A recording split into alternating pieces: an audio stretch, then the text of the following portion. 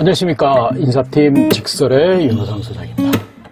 방학 기간이기 때문에 오히려 공공기관 같은 경우는 서류 전형이 약간 그거는 저는 좀 반대입니다. 왜냐하면 자소서가 이제 여러분한테 도움된다면 그게 제일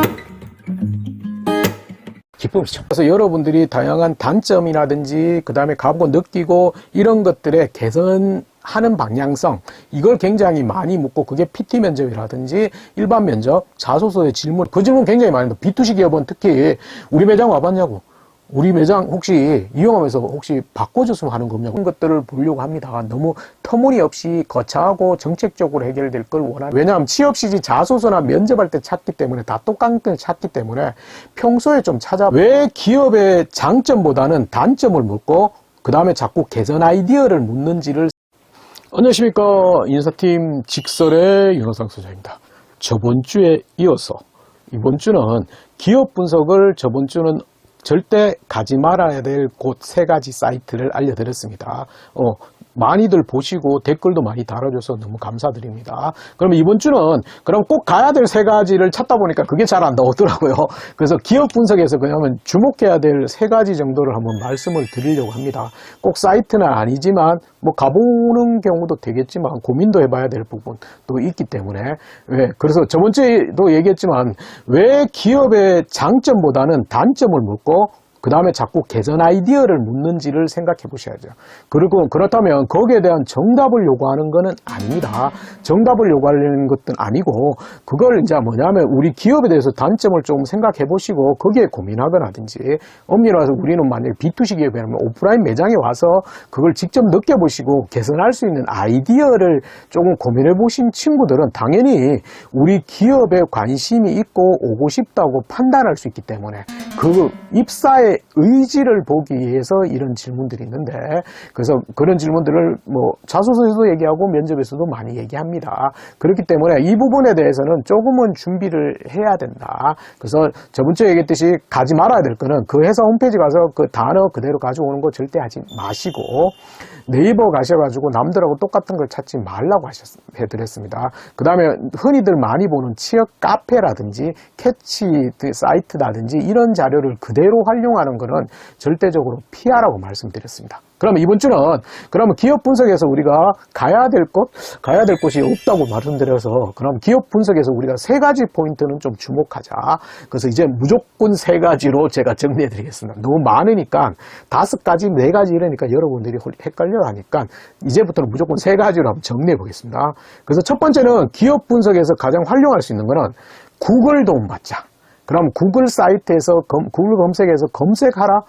검색하는 방법도 있지만 추천하면 평소 때 그 관심 기업은 조금은 많이 봐야 됩니다. 그럼 일단은 관심 기업을 좀 만들어 봐야겠죠. 그래서 목표 기업 풀을 엑셀로 해서 시트를 3개 만들고 꿈의 직장, 반드시 도전의 직장, 보험용 직장 이렇게 3가지를 만들어 놓으시고 두 번째 시트, 반드시 도전해야 직장까지는 계속 찾아보셔야 됩니다. 평소에 찾아보셔야 돼요. 왜냐하면 취업시지 자소서나 면접할 때 찾기 때문에 다 똑같은 걸 찾기 때문에 평소에 좀 찾아보시면 되는데 그걸 잘 못하잖아요. 근데 이제 근데 웃기는 건 우리가 좋아하는 뭐 프로야구 구단이라든지 BTS라든지 블랙핑크는 매일 찾아봅니다.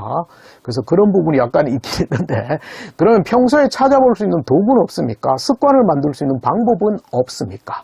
몇 번 얘기했듯이 제가 몇 번 클립에서 얘기했는데 물론 안 찾아보시겠지만 구글 가시면 구글 알림이라는 게 있습니다.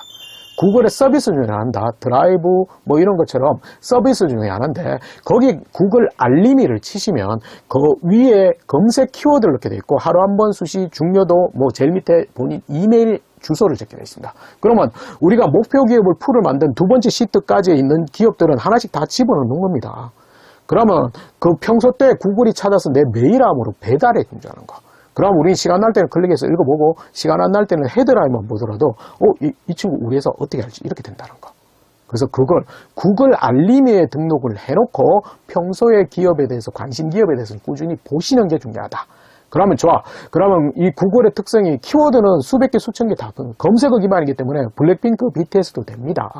되고, 그 다음에 구글의 특성이 신상 털기, 첫사랑 찾기 좋죠. 신문 뉴스뿐만 아니고 유료자료도 갖다 주기 때문에. 그래서 구글 알림이에 기업 가고 싶은 관심 기업을 등록해놓고 그걸 지속적으로 계속 보는 노력이 기업 분석에서는 가장 좋은 방법이 됩니다. 습관적으로.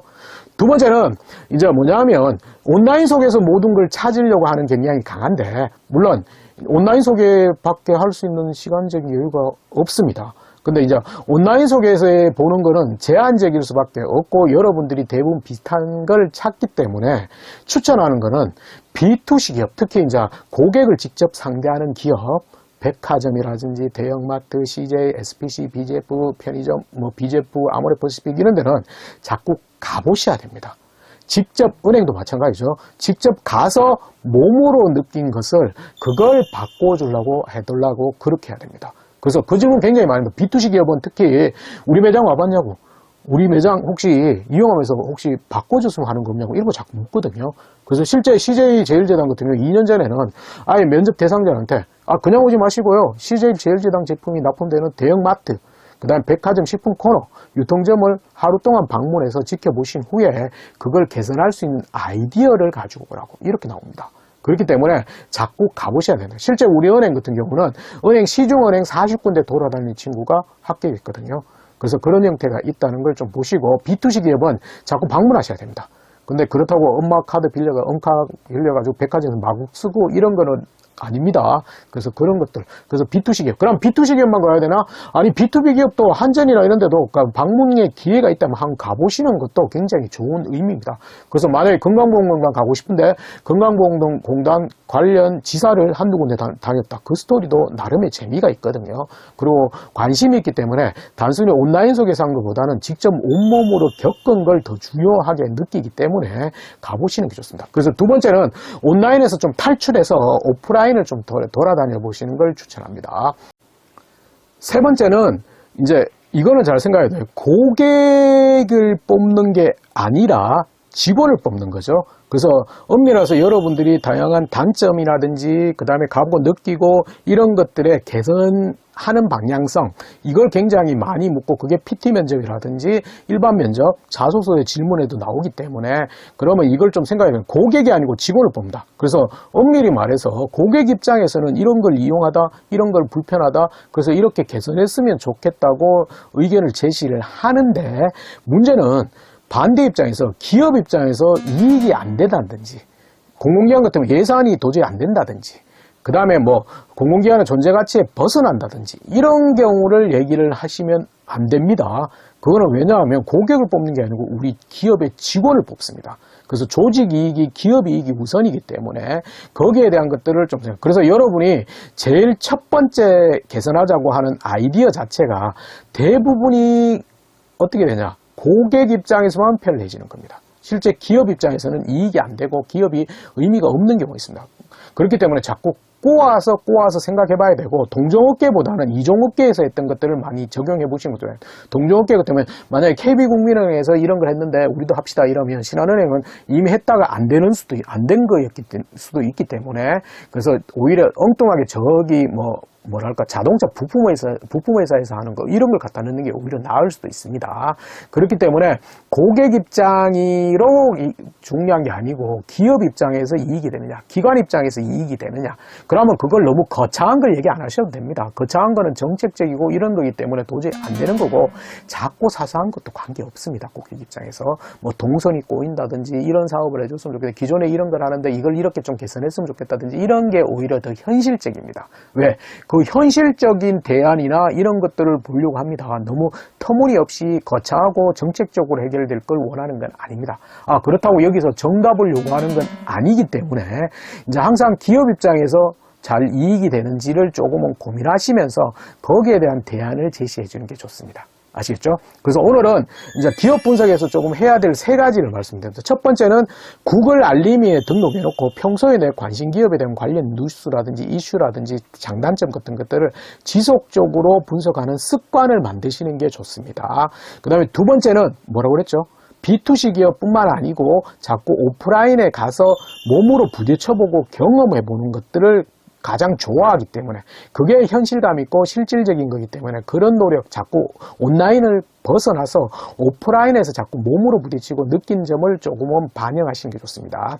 그리고 세 번째는 고객이 아니고 직원을 뽑습니다. 그래서 고객 관점에서 단순히 편리해지는 게 아니라 직원 관점, 물론 고객도 유리해져야겠죠. 고객도 유리해지고 직원도 유리해지는 동시에 그걸 할 수 있는 그런 대안을 조금은 고민해 보셔야 됩니다.